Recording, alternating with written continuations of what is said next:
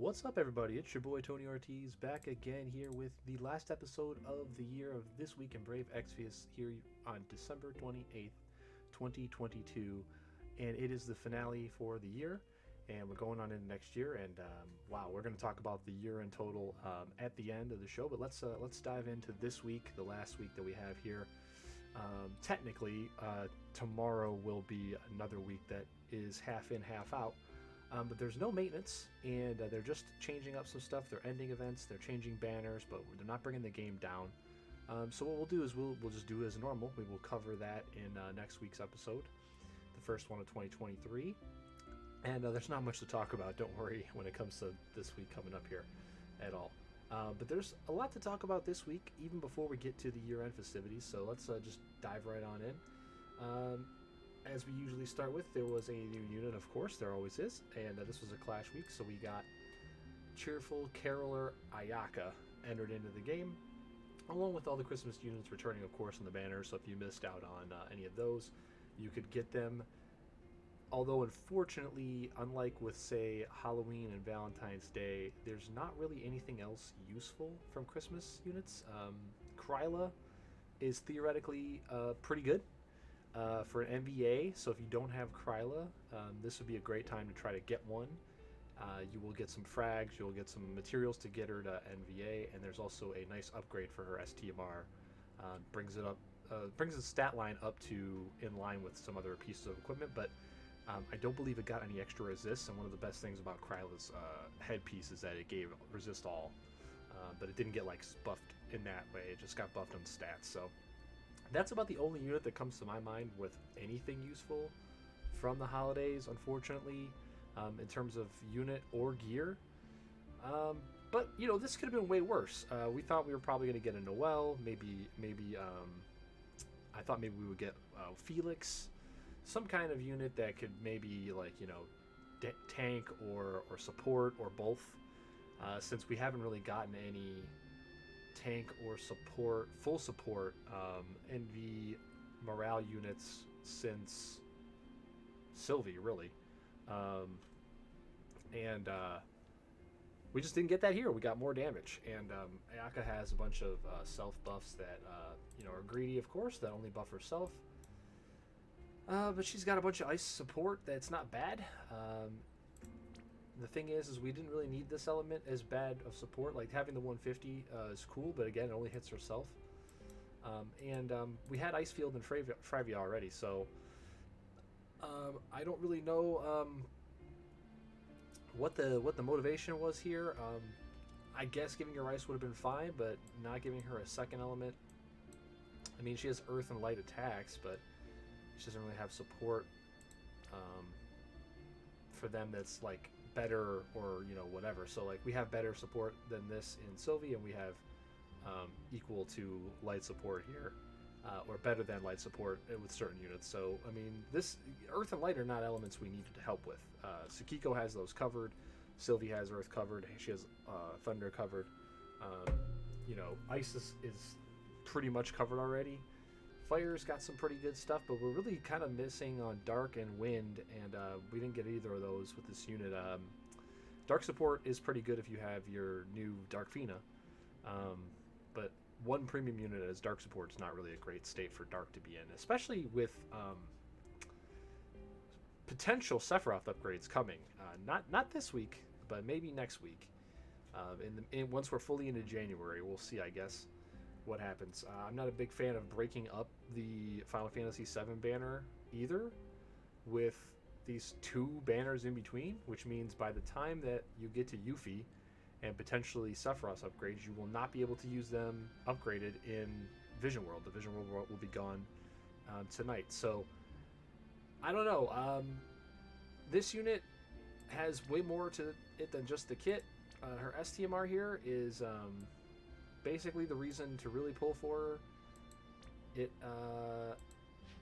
generates morale every turn. It's better than the super reward you have to grind hard for in the only Chamber of the Vengeful fight we have.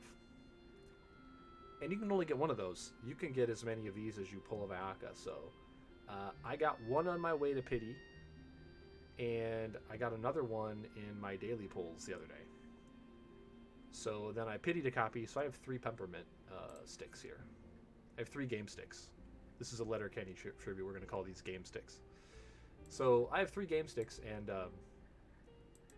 I can now put this on like any tank form or not used form to start. If there's like a turn where I have a downtime where I would be guarding with someone in Clash or whatever, or doing nothing, I can flip to that form and let this go off and then use that nothing ability or guard or whatever and get more morale, which is pretty great. You know, I just don't know why they would put this on a limited time unit, other than to FOMO the crap out of you and make you pull, which, you know, just kind of falls in line with the scummier and scummier business practices of Gumi in the last, you know, probably 5-6 months, basically the whole second half of this year, and even in the beginning of this year, which, you know, we'll talk about all that later. But yeah, Ayaka, pretty decent. I would say with nothing coming next week, and with likely not any significant buffs to Yuffie, if they're similar to Cloud, I don't really see a point in pulling for her either. I think if you have the 40-something K to get the Ayaka Pity, you should probably go for it. Just to get yourself a game stick, for sure.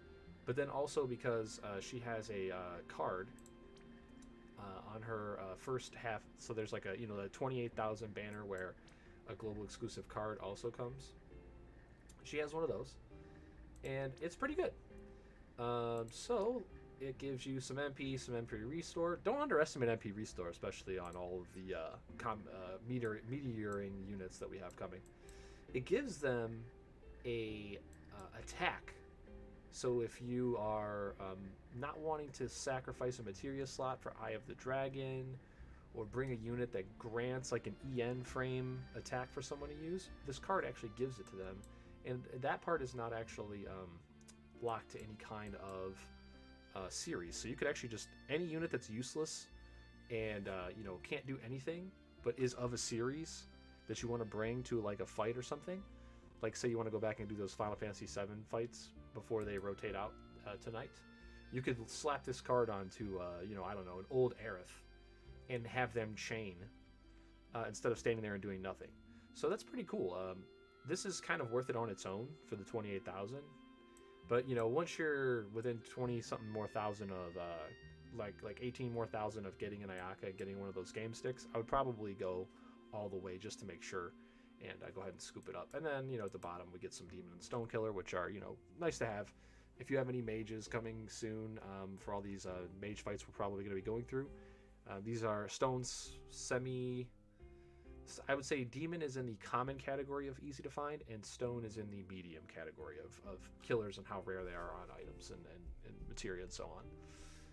So yeah, this card is really nice. And what's interesting too is that I'm sorry, that's actually her own card. That's her own card.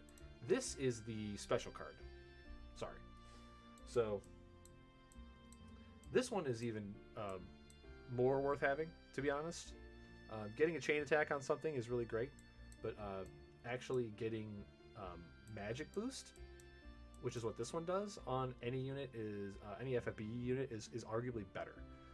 So this basically says you get all your stats up front as you normally would get from a card. So let's say, like, I don't know, any unit that needs, like Tsukiko or whatever, that you may want a magic boost on, or any future mages coming. Dark Rain, you know, if you don't want to wear his materia, or if you don't have a Dark Rain, this is actually a really good way to get this effect.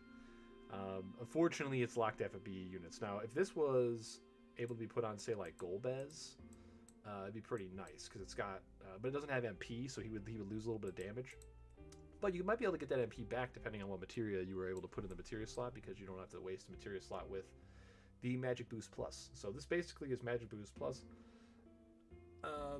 And it stores this boost so you can use it multiple times, scale up, better killers, some resists on here for funsies, and some HP, and, you know, they're all your basic stats. So this is the card that you actually get from the banner part, and you trade in a little token for it. So both these cards are pretty good, better than, and probably will outlive the unit herself. This Whipped Cream Garden, and then the Magic Boost plus the Cherish Gift at the bottom here.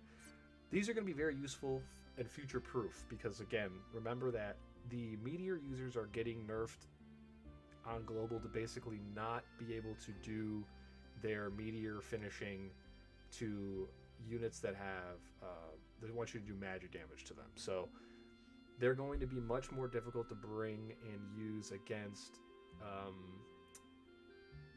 mobs that have high spirit and so on, and high defense.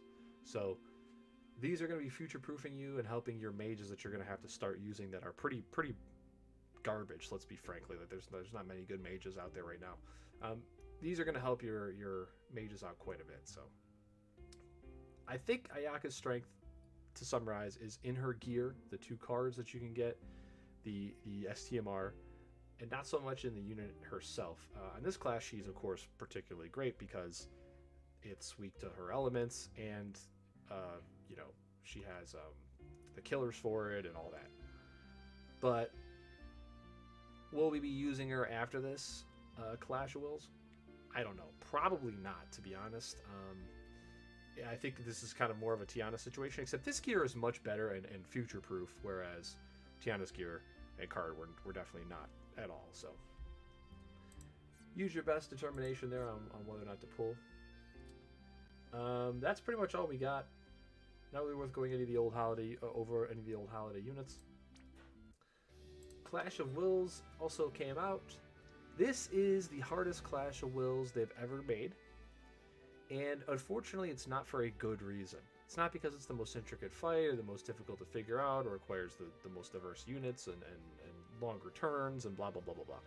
It's because this fight has a ton of RNG. And if you don't know what RNG is just an acronym for random number generator.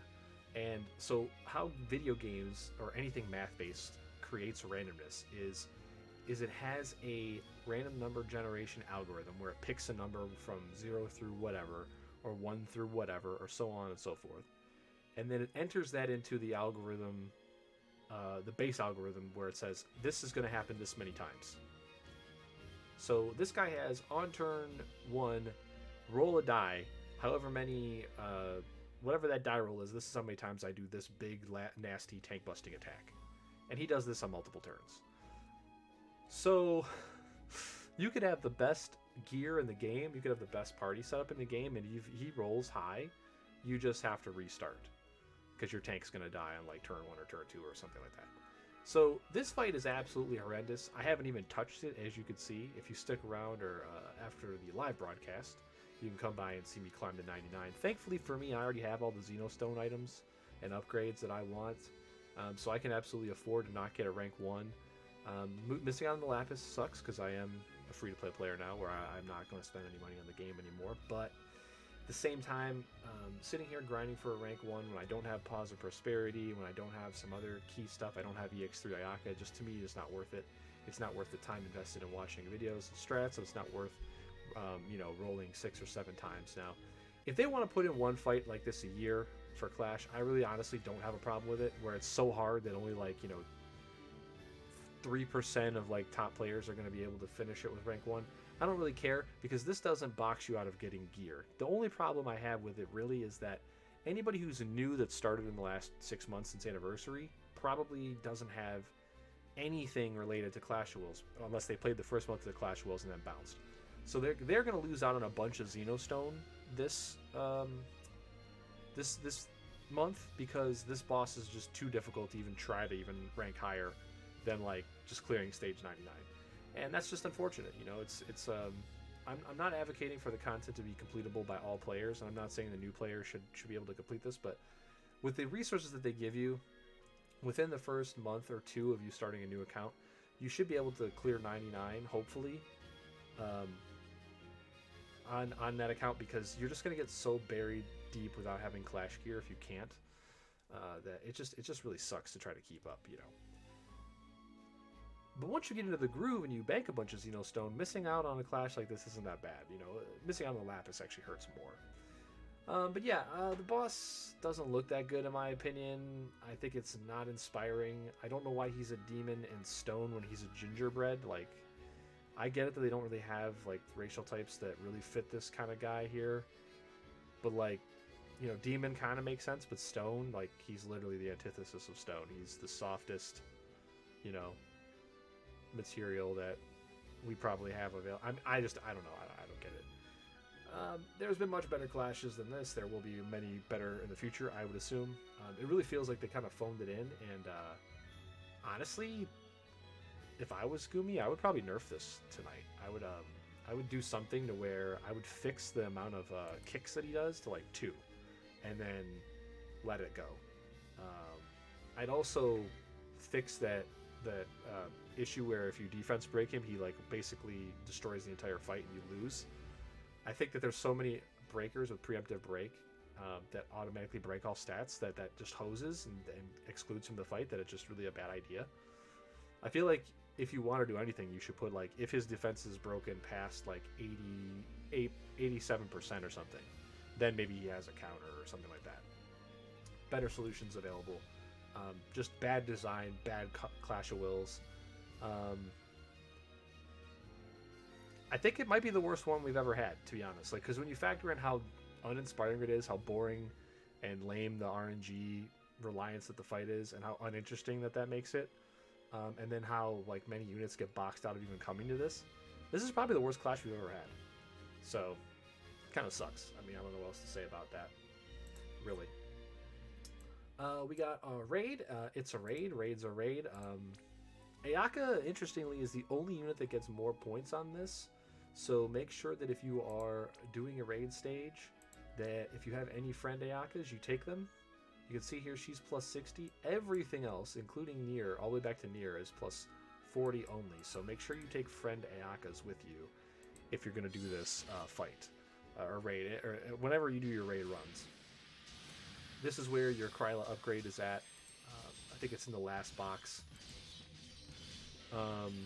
You know, it's easy. Just click it, it dies. It is what it is. Okay, and then let's jump back out here to the base screen.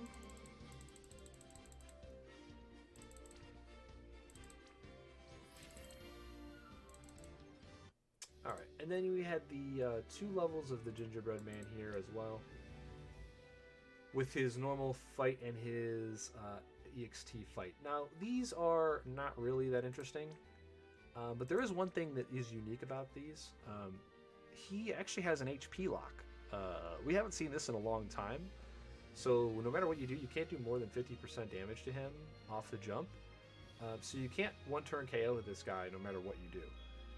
So that means you have to bring like either a tank that can cover his stuff, or resists for, I believe it's ice. And you also probably want to bring something to stop him from imperiling you. And you need to bring some status immunity as well, of course. At least on your whoever's going to be covering. But yeah, this one was kind of interesting. It didn't take me more than like 1 or 2 tries to figure out that I had to just bring a real team. But yeah, I just thought I'd mention that because that is kind of unique. Even the lower level stage has the same thing, you know. It has HP lock 50%. And then the last bit of real news for this week is over in the summon area here. Oh, hold on 1 second. We gotta ban you. See you later. All right. And and oh, let's go to limited time, and you'll notice that you've had these buy to 22 daily free 10 pulls. So I thought that they weren't, I didn't think they were going to do this actually, because they were giving us the once a week 50s, and we were kind of like, the once a week 50 is not as good as 77, you know, and so on. Yeah, so the problem is that you don't pull a whole lot out of these anyway, and then like the rate is only the 3% or whatever. But they came in, and for the holiday season, they you know, gave us this extra pull every day. So you know, you're getting this extra pull every day on top of your weeklies. That's pretty nice. This has a chance to hit all the stuff that was on banner. Make sure that you use all of these before you go today, because I think off banner we're going to lose FF7, and we're going to lose Xenogears, which we got a bonus week of Xenogears. So throw these before they rotate out tonight. And that's pretty much it. Let's take a quick little break for some water, and then we'll go on to a year in review.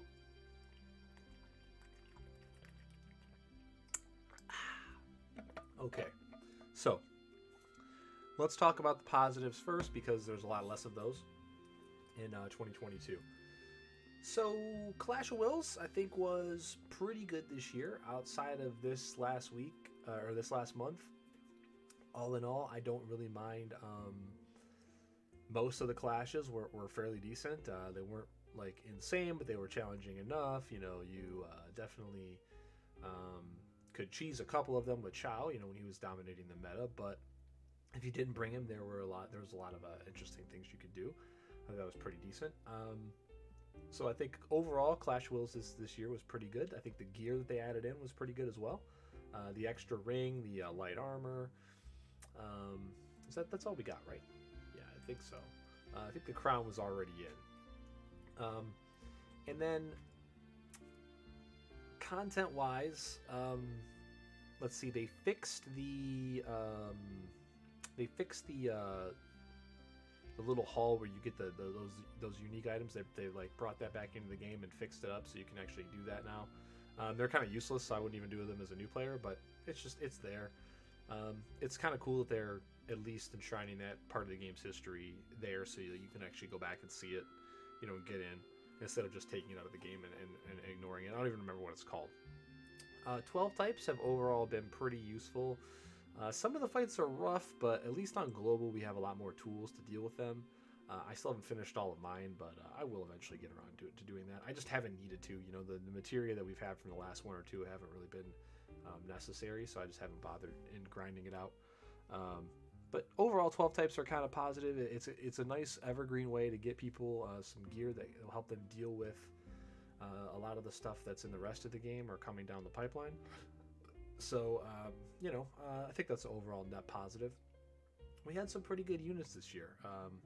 I talked about all my favorite units subjectively and objectively in a video from last week. It is up on the channel if you want to check that out. And I kind of went through like all the units I liked aesthetically. I liked how their kit works. I liked what games they're from and so on.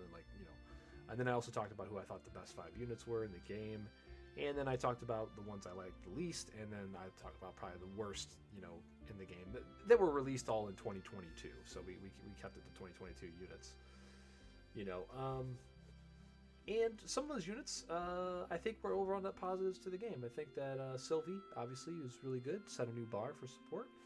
It was a great unit to have available, especially for new players. It was a great time to release her as well, right on anniversary month, which was the absolute only month that really I think was a net positive overall. That had more positives than negative was June, and that's kind of rare. Usually games, you want to see them trending upward, and I think unfortunately BE is trending downward. We'll get to why in a minute. But yeah, Sylvie, overall great unit, incredible. Couldn't ask for more. And I think the most interesting thing is that she wasn't premium. Typically for that kind of strength, you'd be expecting to pay the premium price for her, and you didn't have to. So if you can get a unit like Sylvie every year, I think that the game will stay healthy longer. But if Sylvie was a mistake in the developer's eyes, which I don't think she is, because they brought her back. They brought a return banner for her. I think that if we get one of those per year, the game might last a couple more years without severely falling off a cliff. But I think without one, or without more units like that, or if they don't scale the whole game up into that, it's going to be getting rough pretty soon. I think Esther was pretty cool. Net positive. She kind of introduced the field meta in. It was a premium price, so one of her negatives was she kind of invalidated a bunch of premium units that were already out when she came out. But overall, it was pretty good to have a premium that was worth the cost. A lot of times premium units are not worth the cost, and that's just nothing feels worse than that. We'll get into that in a minute. But yeah, and then having her combo up with Sylvie and do more stuff actually really elongated how long she lasted. So your payoff for having her was a lot longer than normal with a premium unit.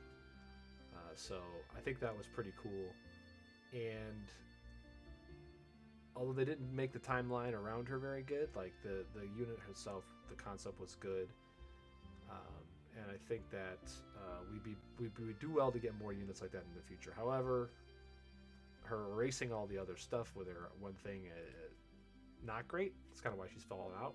So if we're going to go forward with a field meta, we kind of want to drop that bit of her kit. But I think that, you know, the next premium we get going forward, hopefully we'll have some kind of similar build where there's like a useful tank form and then a good DPS form, and then hopefully, you know, you get really good value. Chizuru, we've got to talk about Chizuru. She was really great. She has elemental support, all kinds of great support in one form, great damage in her other form, and it was a popularity poll winning vote to get that new unit into the game. So, you know, it's not always that you get a great popularity unit. We'll mention Roberta as well. That popularity poll is from the year before, but she didn't come out until 2022. And Roberta, same thing, you know, great support and chaining in one form, really good damage in the other form, killers and all kinds of good stuff. So those two units, the community being done right by their picks, I think that's a good sign. And then the one good collab of the year, I think, was Nier, where it actually delivered on all the things that we wanted. It was a clash. The clash was pretty interesting that it came with. The units themselves were very good, even though they were both premium. Their price tags were justified for how good they are and how probably long they're going to last. And one thing that they did correctly was when they set them up to be side by side and set up all their gear, they learned from their mistakes in Xenogears from the beginning of the year, and they didn't screw it up the way that they did with that banner. So, you know, I want to give them props for Nier. Now, it did take probably longer than they wanted to put it out.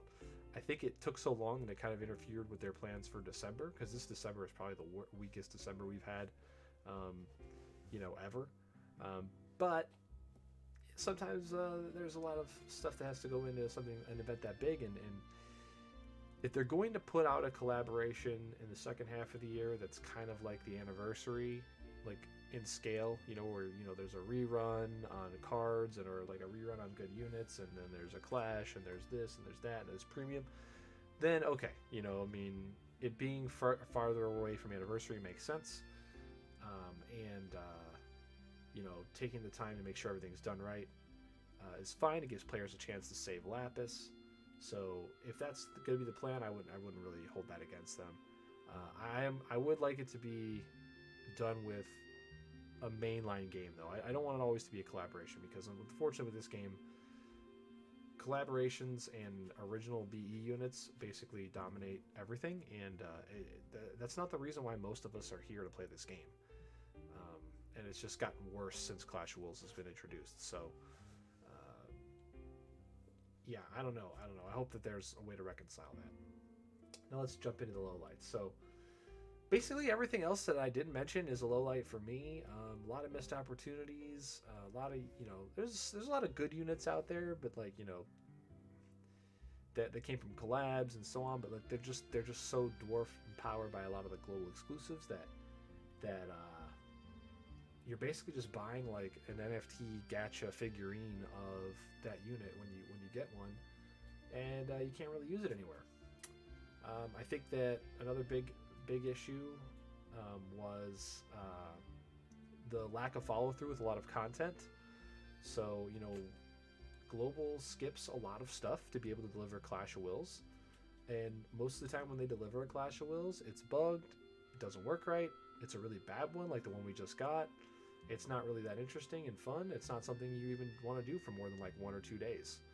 And I think I'd much rather have units get buffed. I'd rather get upgrades on time. I'd rather have story events, and I'd rather have them like dropping bosses into COV like they said they were going to.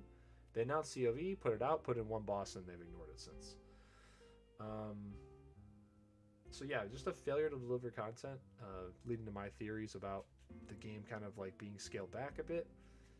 and Squeenix moving on to their next big thing. That they don't have the best reputation. They are still all in on like NFTs and so on. And they've had their ass handed to them this year on several fronts. They've tried to expand into a lot of areas without like putting a whole lot of effort in, like live service games and so on. And I think that maybe they're learning that lesson, that it's better to just create a quality product and then like have reliable customers that want to experience, that quality product. But we're gonna have to kind of wait and see, whether or not they're gonna let Gumi do what Gumi needs to do, or whether or not Gumi even wants to do that. So I don't want to blame Gumi all the time. I know that they answer to Square, and they have to work with another company in Alim that to make this thing work. But I feel like if you're Gumi, you should be able to shout from the rooftop at the people that are making things difficult at you about what you need from them. And that's just a good way to do business, because if your business is highly dependent on the revenue from this game and you can't generate it because you're being handcuffed by the people that you have to work with, well, then you need to bring that out of the open. And I hope that they have receipts for that, because I think one of the things you could do on your way out, especially if a game like this closes service or ends service or whatever, is to show that you did everything you could, and that send the vitriol to the people who deserve it. The executives in the boardroom that screwed over all the people that are making them rich, right? So yeah, I don't know. And with that being said, the last 2 bits of in-game content that I think that are pretty low lightable is it feels like the devs either can't make the things that need to happen, which circle back to what I just talked about, or that they don't really know. And I don't know if that they actually play the game themselves, or if they watch any content that's made about the game. And when I mean play the game, I mean play the top level content. So this is kind of like what makes or breaks, I think, a lot of video games, whether they're AAA blockbuster action titles, MMORPGs, mobile games, or whatever. If the people making the game don't love the game and don't play the game, and at least to a medium degree, especially at the end content, if you're expecting to retain people's attention, you're never going to get that done if you don't understand firsthand what it's like to go through the experience of the product that you're selling to people. I don't think that any of the devs have accounts with mage units that they had to earn themselves, that they have to regularly upkeep, that had to go through this clash. I don't think that I don't think any of them have made a new account in like the last 6 months and like been through the experience of trying to get caught up and so on and so forth. And that's not a good sign. It's not a good sign, and I think that you're kind of setting yourself up to fail when you don't have that passion for it. I've been a part of communities for a lot of games where the community team has been super involved, and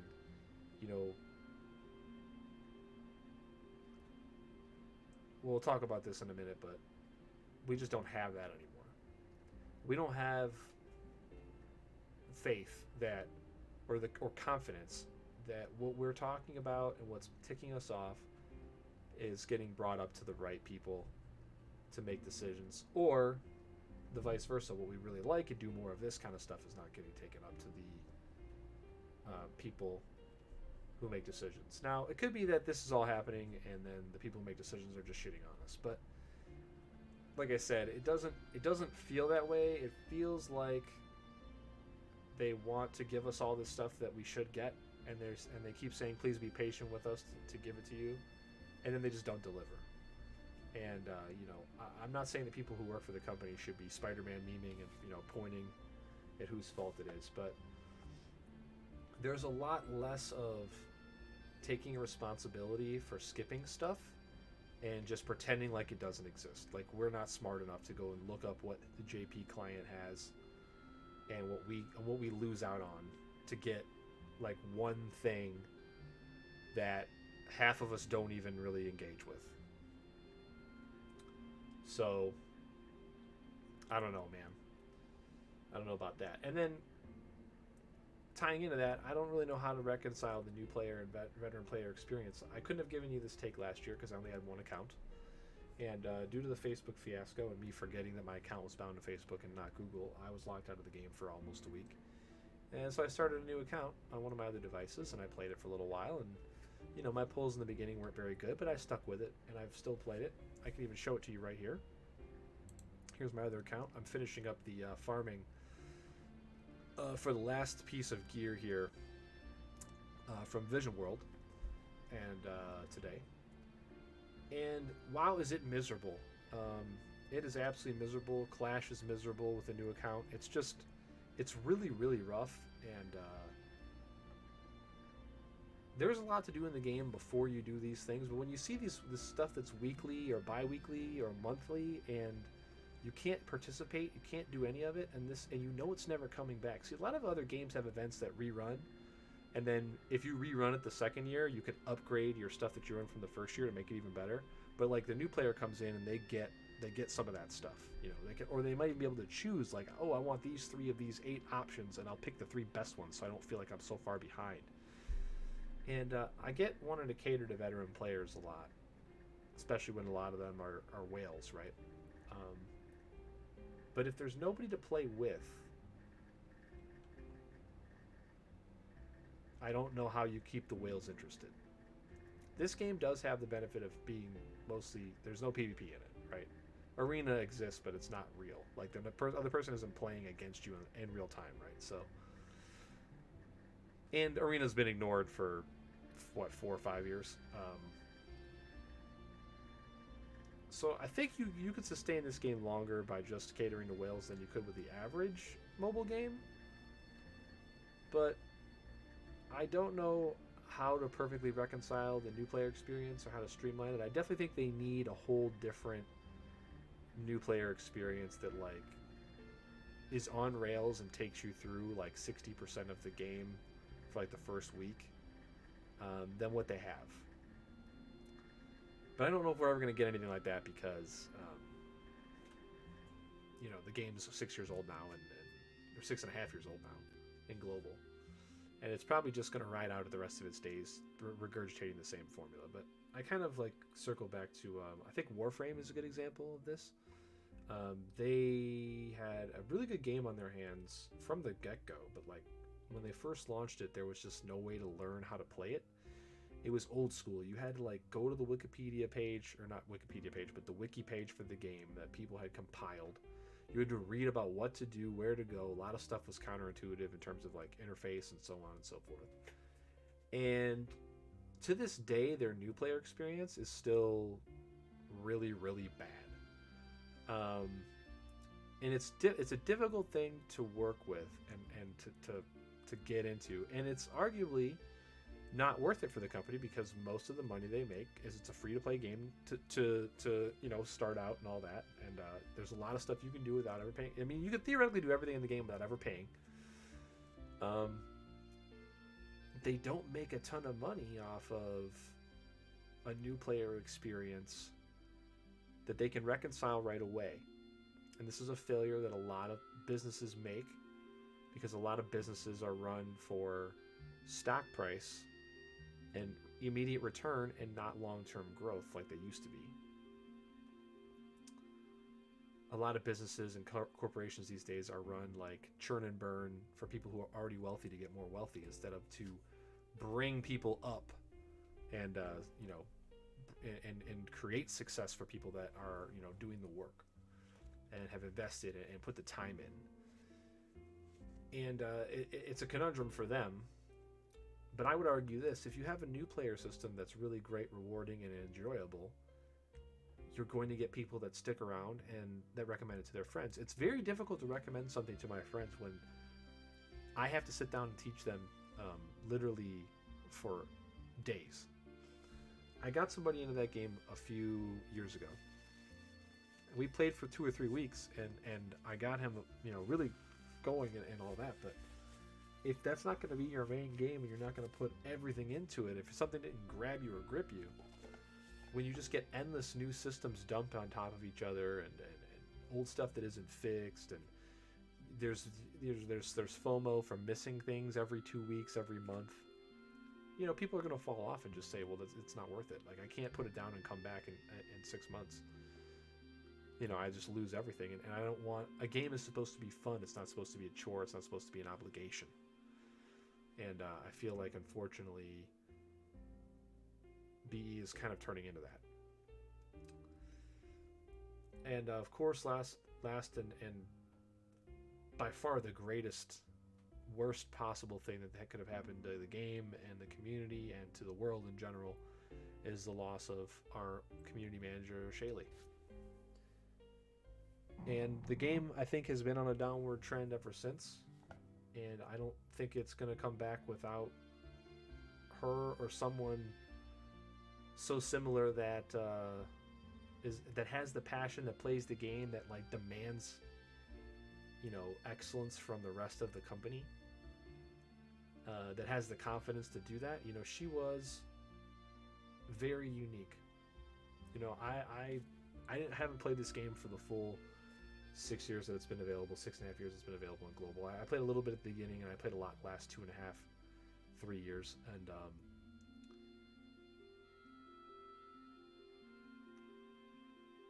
she is probably the best community manager I've ever seen for any game, period. And I'm not exaggerating. There's no hyperbole there. You know, I played some incredible games with like hilariously great community managers. Like, you know, you're talking about Dota before Dota 2. Dota 1 was an amazing message board to be on. And that game was one or two people working on it at a time. It was getting handed off to different developers and people reviving the old project after somebody would leave. These days, there's games I really, really like a lot, and I go to their community support forum if they even have one, and that support just isn't there. And a lot of times, the community managers or the community reps for games barely even play the game, or, you know, the job's a stepping stone for them. They're not passionate about the game that they're working on or the player base they're working for because they're not a part of it, right? And you know,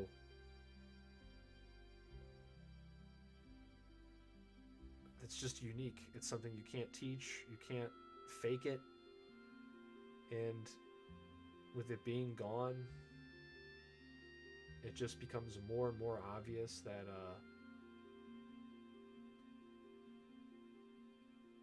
it's so hard to have that in the first place. You know,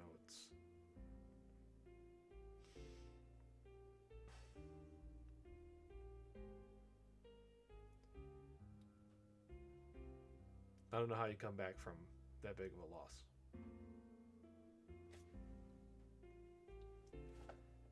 But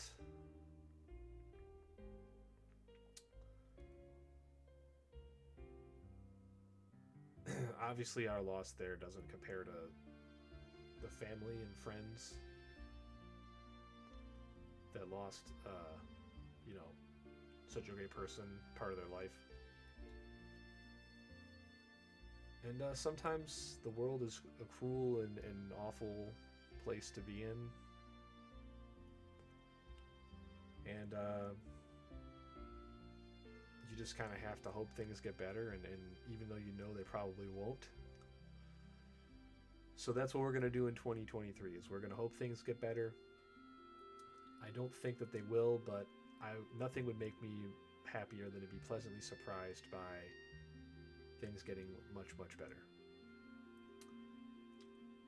So that being said, I will be exploring other mobile games in 2023. I've already started one that I'm having a decent amount of fun with, and we might be streaming a little bit of it here and there. And you know, don't worry though, I'm not going to go anywhere when it comes to Brave Exvius. I like this community way too much. I like the content creators that are in this community. I like all the people that hang out in the streams on Discord and on Reddit even.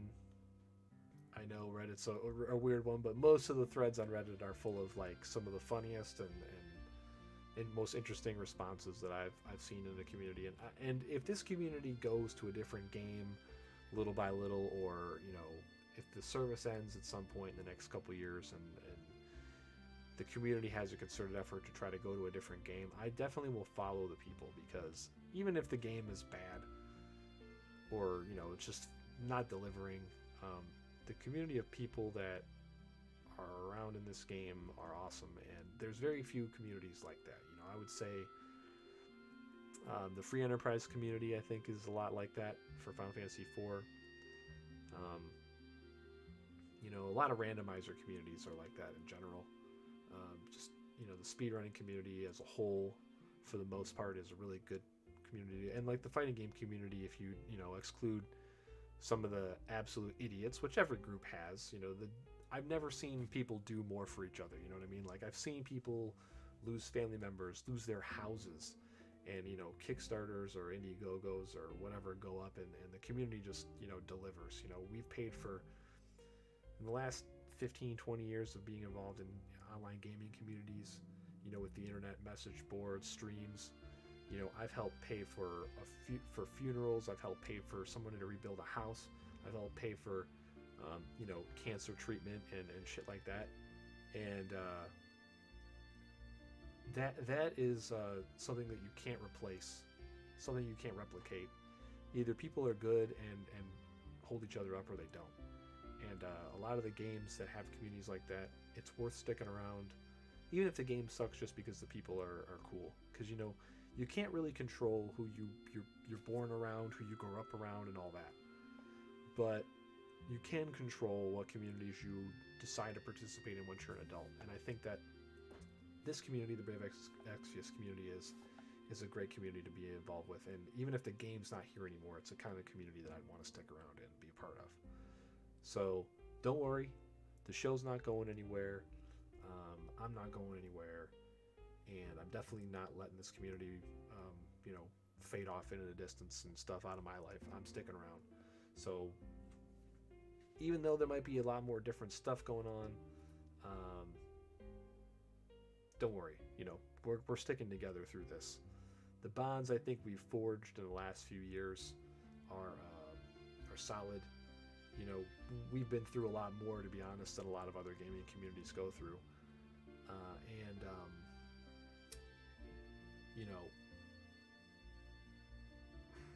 The game not being so great is nothing compared to what we've survived and what we've went through. So let's hope it gets better. Let's continue to voice our opinions respectfully, of course. And let's call out BS when we see BS, and let's give all the dap when we see good stuff happening. Let's give a nice golf clap and all that when we see good stuff. And I have no problem coming back to the game and buying a Fountain of Lapis here and there if the content that starts coming out week to week is good again. So let's see how it goes in 2023. I'll see you guys for the show next week. Please come on and hang out with me live. Twitch link is down in the description box below. If you're watching this on YouTube, if you'd like to watch this live every week, Wednesday night, come on over to the Twitch stream and check out my other Twitch streams where we do all kinds of different stuff. Play retro games, we play this, we play sometimes we play AAA blockbuster games. Who knows? Whatever I think is fun and interesting, we always line it up. We're always live at least twice a week. Wednesday night for this show. Usually we're live on Sundays, unless there's events going on. Like, I know there are a lot of holidays and Sundays this year, so sometimes we'll move those streams around. But then we add bonus streams sprinkled throughout the week, depending on what's going on and what games are coming out. So, what's up, Rick? there's one of my best buddies right there coming in on at the end. So I'm gonna cut this here for YouTube, and then we're coming back. So if you want to check out that and come hang out with us, make sure to follow the Twitch description in the box below from YouTube. Come on, hang out with us live, and we'll see you guys next year, 2023.